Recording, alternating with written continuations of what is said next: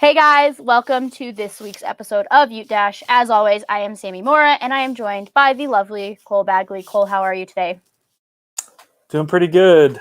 For the first time in 2 weeks, Utah men's basketball finally pulled out a victory, and it was a surprising one. So, Victory Sunday. Victory Sunday all around, it was Victory Sunday for some teams, but not other teams. Volleyball got swept, kind of depressing. But women's basketball got canceled, soccer lost. But it's the sports that we wanted to win won, and the team that we didn't expect to win won. So, we'll just jump right into it. So Utah Gymnastics, number 4 Red Rocks, hosted Cal on Friday night. Number 9 Cal. Not the best meet to start things out for the Red Rocks. I'm not gonna lie. You're down after 2 rotations. It looks like Cal might start to pull away. First 2 rotations, you didn't score above a 9.875, which is so unlike this Red Rocks team. But, it took 14 routines. That's almost 2.5 rotations to get a score above a 9.9. And it was my girl, Crystal Issa, who got it on the beam. We love that.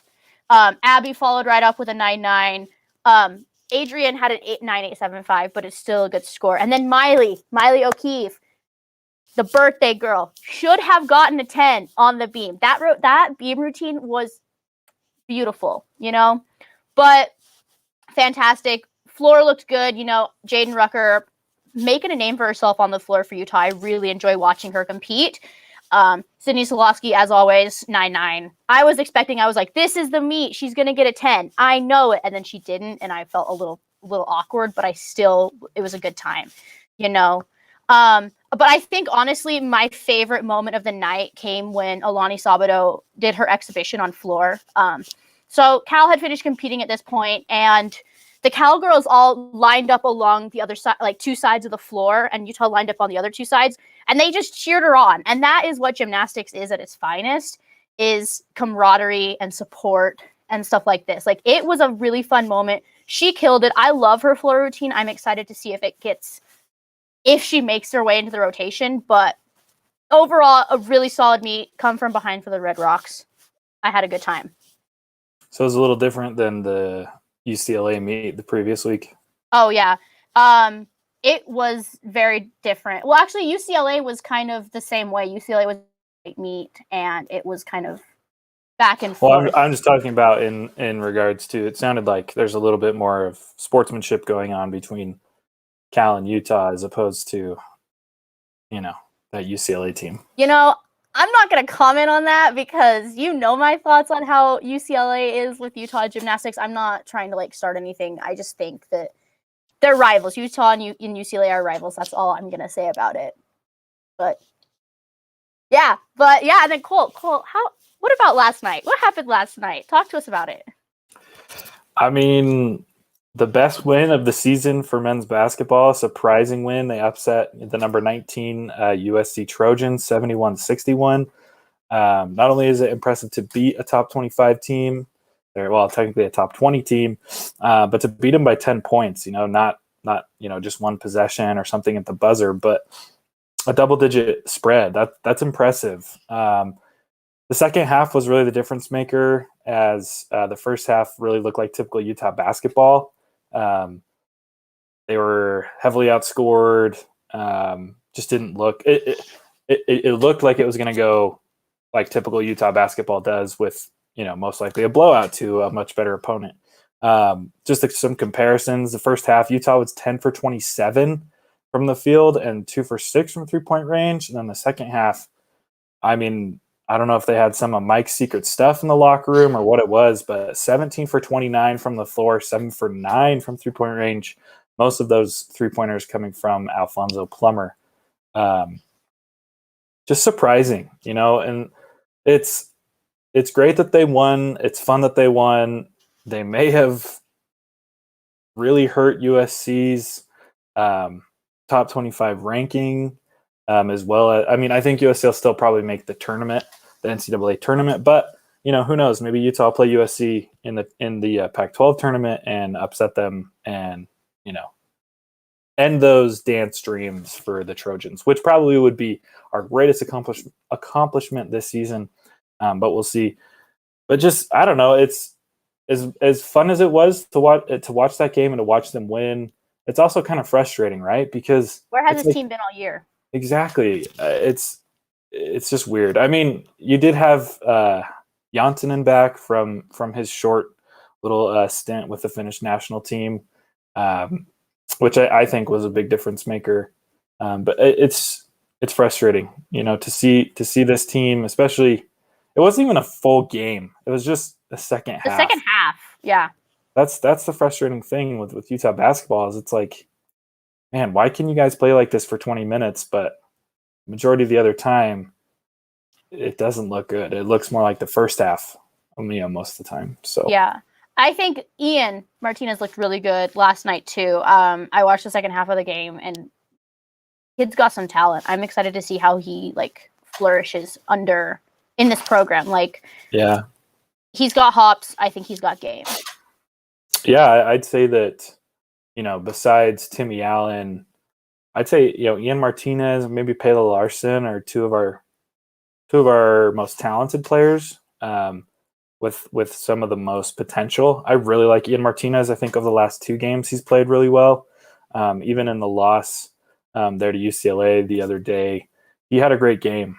He was very involved on both ends of the floor, had a couple blocks, a really nice assist to Brandon Carlson.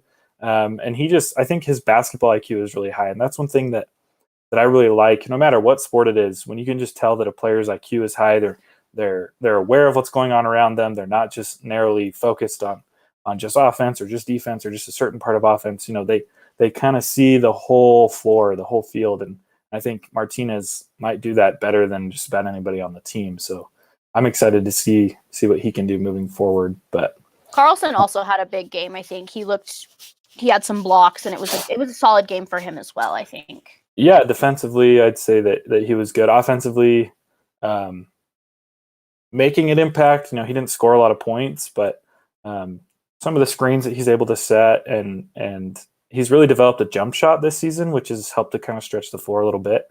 But for me, the biggest difference maker in yesterday's victory was just Alfonso Plummer playing extremely well and efficient.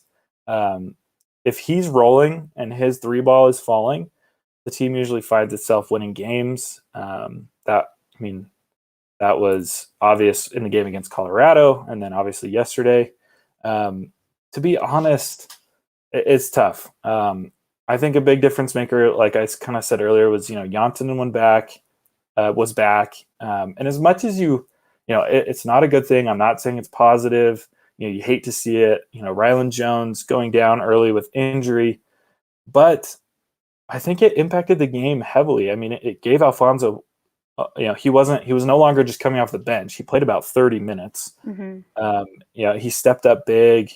I do think, and just comparing them, I did like to see that Larry, earlier in the season, Larry Kostoviak made a decision to have, Fonz come off the bench, which could be good in the sense that you need bench scoring. But I think that Fonz, he chemistry-wise, he fits in a lot better with the starters. And I think he plays a lot better when he's on the floor with Timmy Allen. Those two can really stretch the floor together.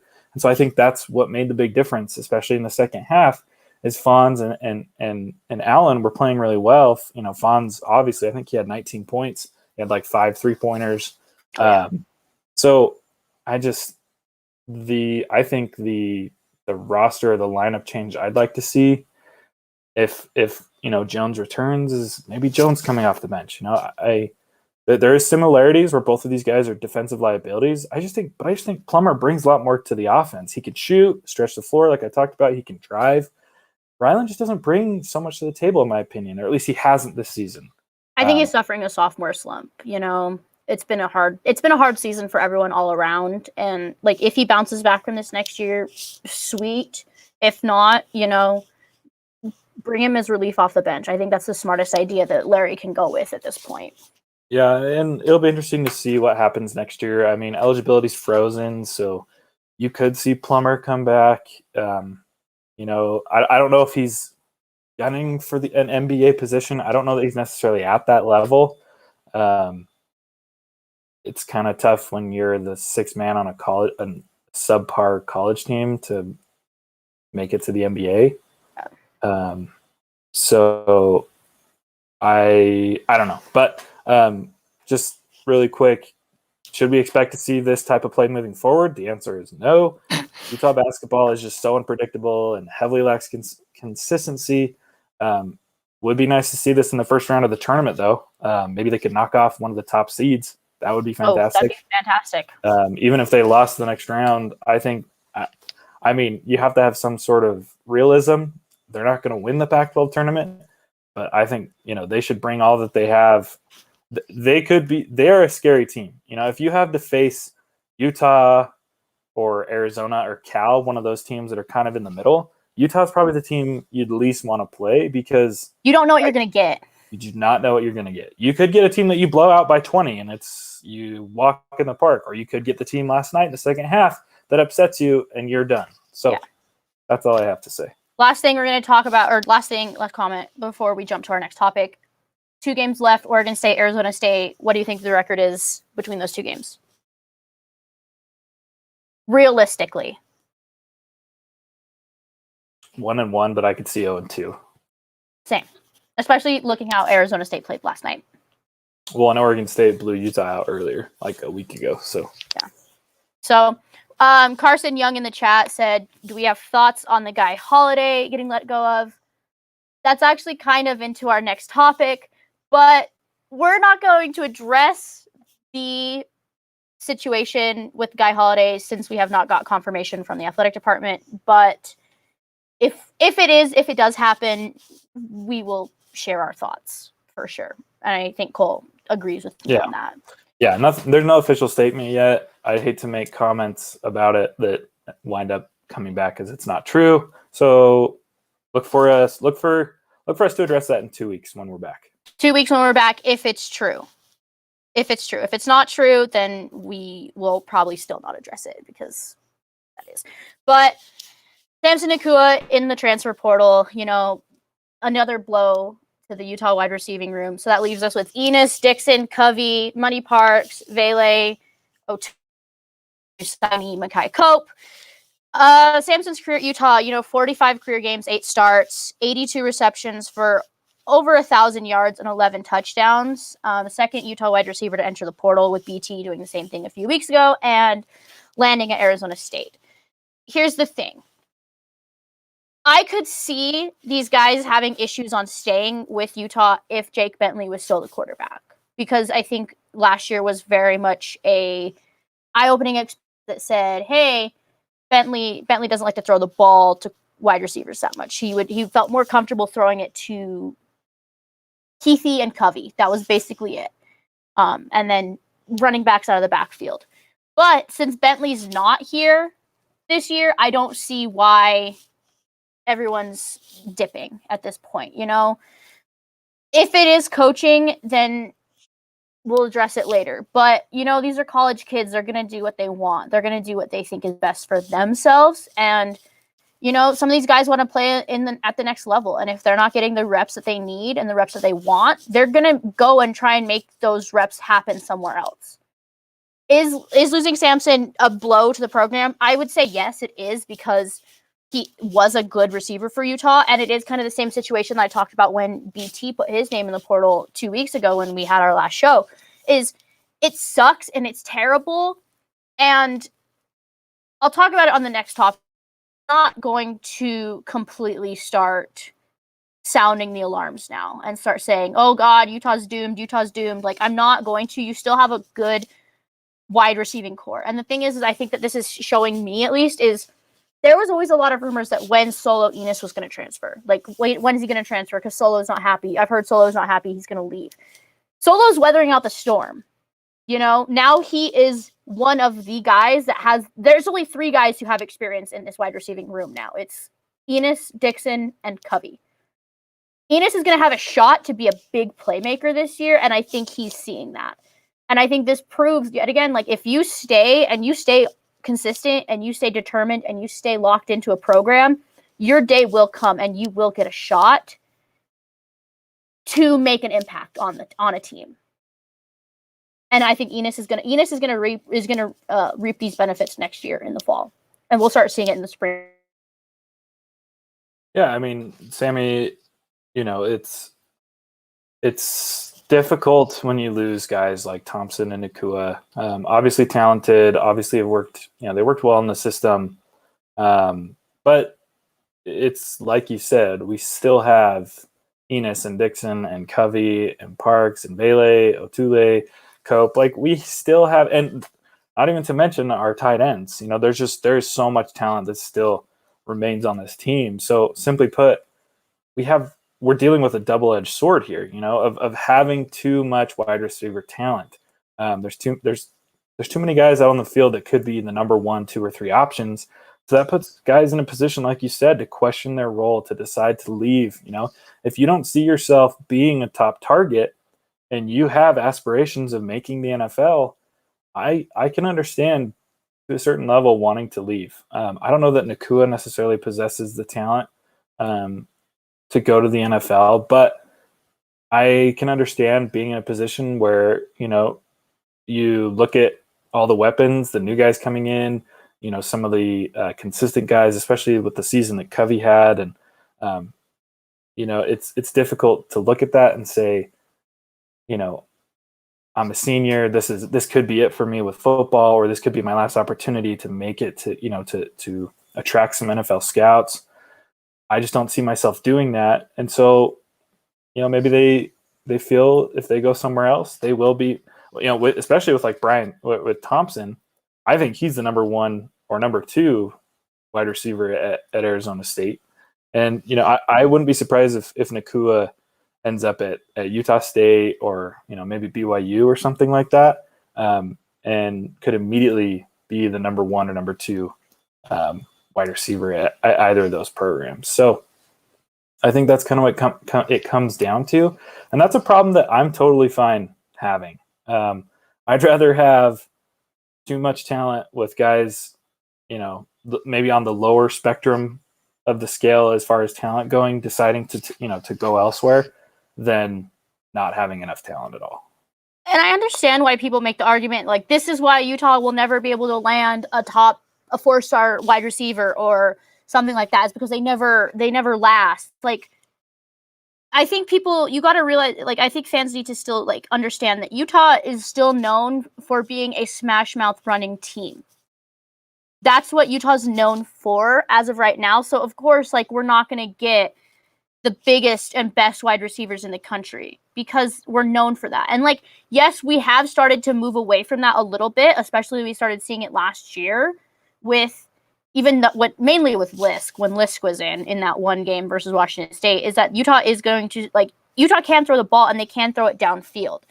So I get that it's a concern that needs to be addressed with the, like, why we don't land top wide receivers and why wide receivers seems to transfer out of the program. But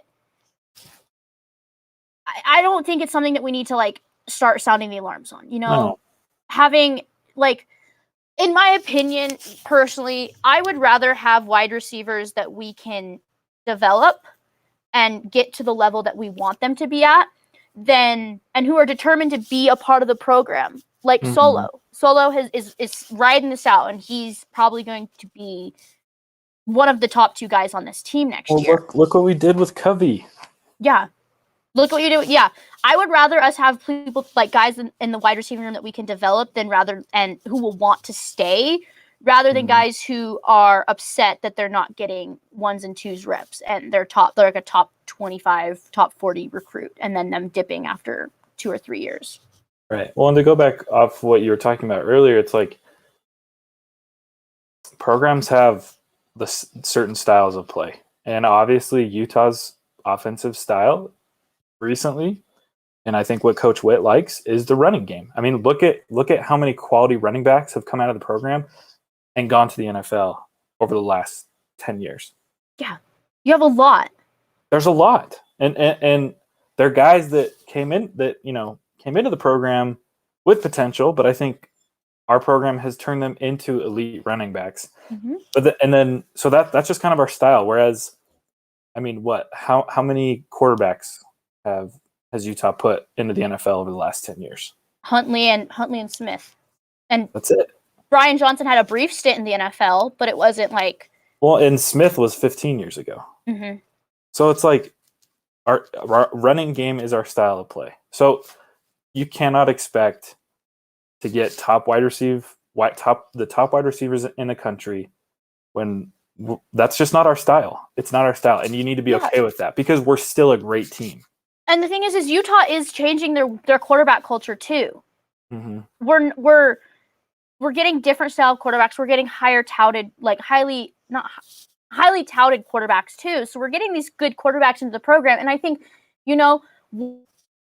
we're still growing in the Pac-12. Like, we've been in the conference for almost 10 years now. It'll be 10 years in June of this year or July. We're still growing. You're still learning. You're still trying to figure things out. Okay. Utah is finally reaping the benefits with it. Look at Peter Costelli, 4-star quarterback we just signed. We're getting to the point where we're getting 4-star quarterbacks. And I think that when you bring in 4-star quarterbacks, better wide receivers are going to see it. Right. Well, and if you can go ahead. No, go. I was gonna just go off. Well, I just think it's all about the development of the program. You came from the WAC, you went into the Mountain West, you got into the Pac-12. Like, we're stepping up those level of tiers, and when you step up those level of tiers, it's not immediate, but the development comes. And just wait to see what this Utah team is going to do over the next few years, especially with the incoming freshmen, the transfers that we've recently had. And we're taking it to that next level. And even within the conference, they're still growing. We started out, bottom of the pack, and then we made it to the middle, and now we're top tier Pac-12 team. Okay, there's growth. There's going to be issues, and I still think we're in that growing stage. Mm-hmm. Like, have we made fully the jump to being one of the best teams in the Pac-12 year in and year out? I don't think so. Like, we have our off years still. Yeah. Like, this year, even though we ended the season on a high note, we did off year. We lost some games we shouldn't have lost, is what I'll say. And I just think, every year, we're not in Alabama. We're not going to be on the top of our game every single year. You're going to have issues, and you're going to have things arise. So, right. But we digress about that, and we're going to jump to the final topic, which you briefly touched on, Cole. Is this the best transfer class that Utah has ever had? I'll let you take the floor first. I think that's an easy answer, and yes. I think every single one of the guys that have transferred into the program was better than any of the players that we lost. Like you said, we brought in a lot of talent, especially from some of the top programs in the nation. Utah didn't used to do that. When is the last time we did bring in a player, a top tier player from a top program like LSU or Alabama, schools that are consistently contending for national championships? Mm-hmm. I don't remember a time. I don't either. And, just kind of like what I was talking about, Utah went from a team on the rise with arguably the best defense in the conference this last year to the best defense in the conference and arguably the best offense with the running backs we've secured. And I'll let you, kind of talk about those guys and who we're really bringing in, and especially with the quarterback, quarterbacks that are going to be fighting for that top spot.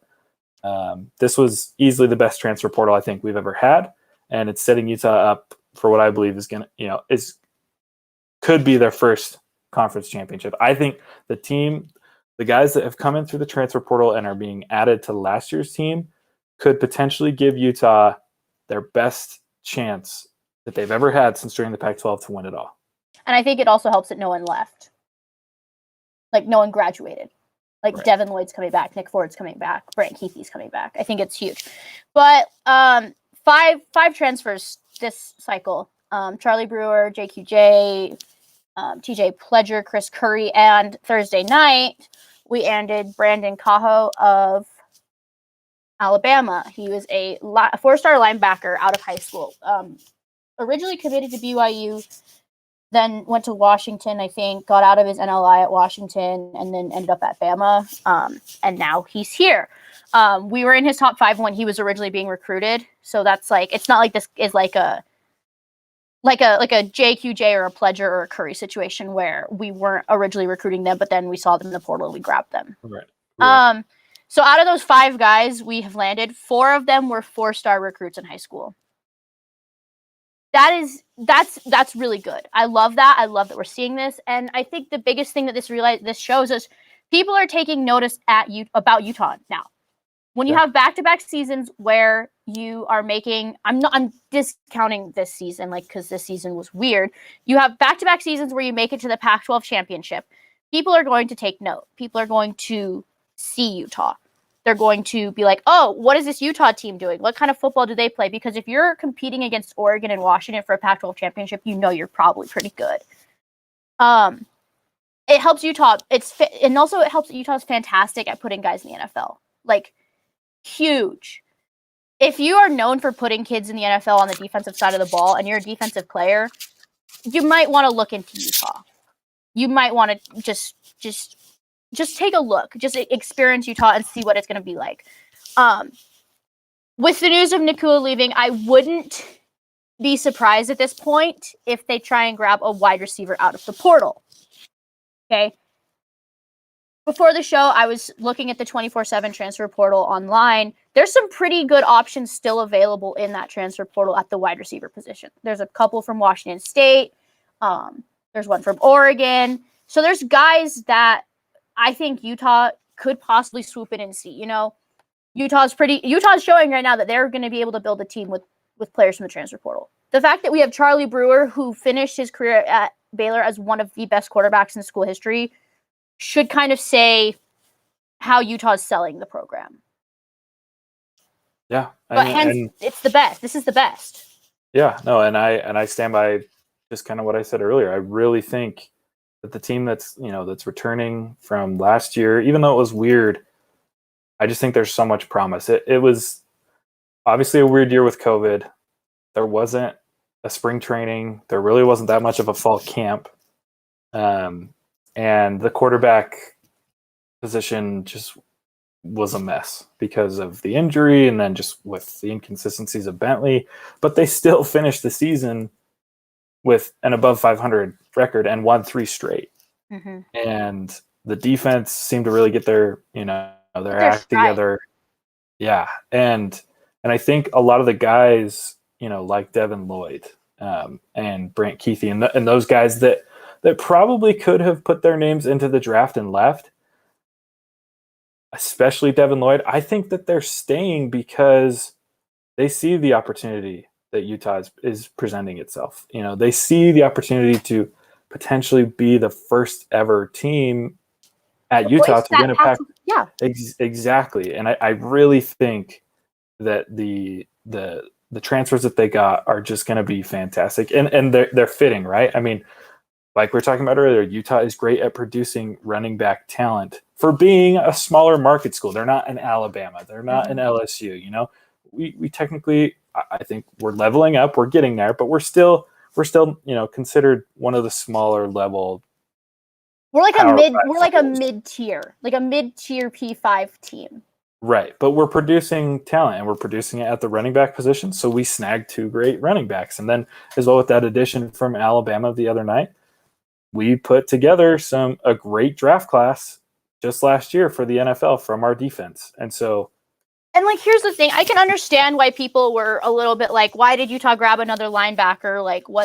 Our linebacker room went from nothing to way too much, especially because you have Devin Lloyd and Nephi Sewell coming back. But here's the thing. And you also, I think they had 3 linebackers sign in this class of 2020. So you have a lot of linebackers now. You went from nothing to a lot. Right. It's about development and it's about productivity. Here's my take. I don't know if this is going to be considered a hot take or whatever. I wouldn't be surprised if they shift Nephi back to safety because Richie is now on a mission, and then you have Hubert and Sewell as your safeties. You put Lloyd in as you keep Lloyd at linebacker, obviously, and then maybe you put Coho in there. Maybe you get Ethan Calvert up to that level. Like, I don't think that Utah knows what they're doing. This coaching staff knows what they're doing when it comes to bringing in the pieces they need. Definitely. So I'm not I get why people were like, why are we wasting not wasting? Why are we using an extra scholarship spot on another linebacker? There's no need for it. But the coaches obviously saw something because they were going after him and they asked him to join the program and he committed to Utah. So, well, you have a 4-star recruit out of high school that's played at some top programs, especially Alabama. If they want to come, you don't say no to that. yeah. It's like, you don't turn them away. It's like, yes, he played a lot of special teams at Bama, but he still was there on Bama. And he was like, going to be in the, apparently he was like vying for some spots like preseason this year. Like, he has the talent, people like just. Well, I think you have to replace Richie. I think that's a pretty blaring, loss. Considering that Richie and I'm blanking. Oh, Tavita Fotu is, or not Tavita, Sione Fotu is going on a mission too, and he was a linebacker and he took some reps this season. Considering those are the only two pieces you're going to have to replace on your defense, you're pretty much in a good spot. You're pretty good. Yeah. But this is the best recruiting class Utah's had in the transfer portal, no doubt. There's no arguments. There's no arguments against it. Like, well, it's come together so quickly. Oh, bam, bam, bam, bam. Yeah. Like 3 or 4 weeks it's been done. And I honestly, like I said, I wouldn't be surprised if Utah picks up a wide receiver now out of the portal. Grab somebody that we need the help. I think that adding hit like one wide receiver who has some in-game live experience will boost this young and unexperienced wide receiving room. For sure. So, well, sadly, that's all the time we have for today on Ute Dash. As always, you can find all of our shows, Utah, any other Pac-12 school you want to watch, on our website, which is dashsports.tv.com. Also, be sure to follow us on social media at Dash Sports TV on Facebook, Instagram, TikTok, and Twitter. Cole and I, our Twitter handles are down below. You can follow us on our social medias. There's a lot of good stuff on there, a lot of jokes, a lot of good times. Cole, is there anything else you would like to add before we bid adieu to the fans?